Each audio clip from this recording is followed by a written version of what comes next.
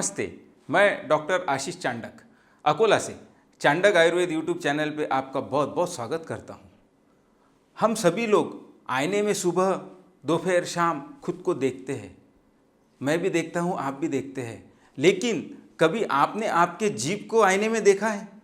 क्या आपकी जीभ का कलर कैसा है? अगर पिंक गुलाबी है तब तो ठीक है, और अगर पिंक गुलाबी नहीं है, थोड़ा सा उस पर वाइट पैच है या फिर उस पर वाइट कलर का कोटिंग है या और कोई दूसरे कलर का भी कोटिंग है, तो ये वीडियो खास आपके लिए है।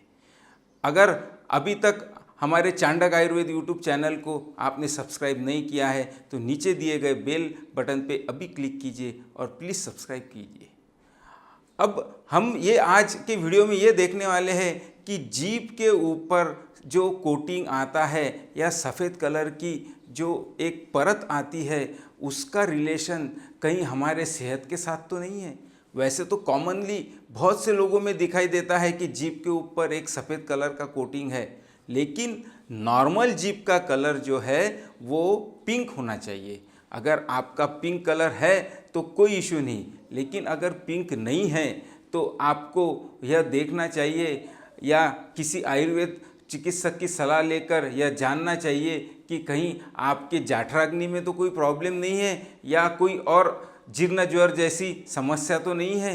यह चीज़ें देखने के लिए आपको किसी न किसी आयुर्वेद चिकित्सक की सलाह लेना बहुत ज़रूरी है, या फिर आप मुझसे भी ऑनलाइन कांटेक्ट कर सकते हैं।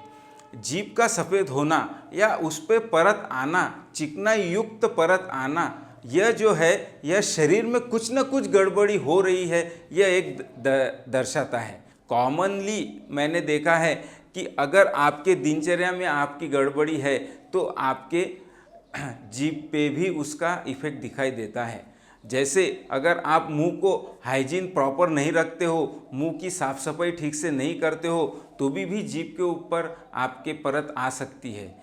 और दूसरी बात, अगर आपके शरीर का जाठराग्नि मंद हो गया हो तो जो आप अन्न का सेवन करते हो वह अन्न का सेवन प्रॉपर नहीं होता, और वहाँ पे जो आम जमा होता है वो भी आपके जीवा पे से रिफ्लेक्ट होता है कि यहाँ पे शरीर में ये पेशेंट में जाठराग्नि मंद है। उसी तरह अगर किसी पेशेंट में, मैंने मेरे क्लिनिक में देखा है कि अगर टाइफाइड जैसे बुखार से वह ग्रसित है तो उसके भी जीभ पे एक विशेष प्रकार का कोटिंग मुझे दिखाई देता है। अब पानी का अगर सही मात्रा में आपने सेवन नहीं रखा तो आपके जीभ पे क्रैक्स दिखाई देंगी। यह भी एक कारण बहुत महत्वपूर्ण है कि पानी का सेवन आपने प्रॉपर रखना है। पानी का सेवन बिगड़ा तो उसका भी इफ़ेक्ट आपके जीभ पे दिखाई देगा। तो दोस्तों, अगर आपके खानपान में बहुत मीठा और बहुत चिकना युक्त पदार्थ है, यह अगर आप खाने के बाद खाते हो तो यह भी शरीर में थोड़ा कफ बढ़ाकर उसी कफ के साथ आपके जीभ के ऊपर कोटिंग लाता है। तो मेरा बोलना यह है कि मैंने बहुत से लोग देखा है कि खाने के बाद स्वीट खाते हैं, उसी तरह खाने के बाद आइसक्रीम खाते हैं। इस तरह से नहीं खाना है। आपको अगर स्वीट खाना है तो आप खाने के पहले खाओ। उसका कारण है, जो स्वीट है वो थोड़ा गुरु है, पचने में थोड़ा गुरु है। तो जो आप शुरुआत में अगर उसे लेते हो तो गुरु अन्न जो है वह आपका जाठराग्नि बहुत इजीली पचाएगा।